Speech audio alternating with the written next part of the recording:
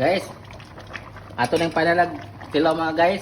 O okay na ba rin siyang atong balbacoa?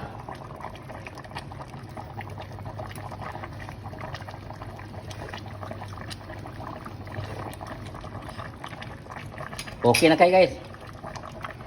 Sakto na timpla so karon guys.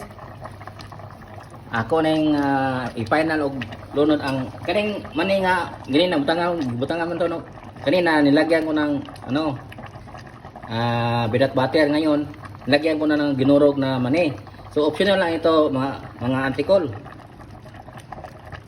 So lagay ko na yung mga dinurog na mani.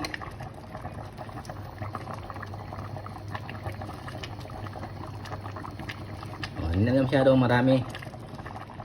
Ngayon, ilagay ko to yung yung spring onion.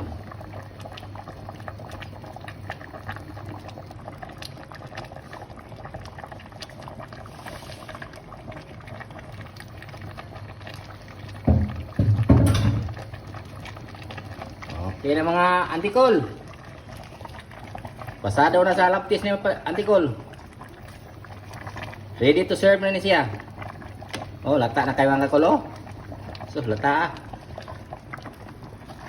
Lamig ka na presag mais ba? So, kaya nang koto ba mga kakulo? Kaya luto naman itong kuhan.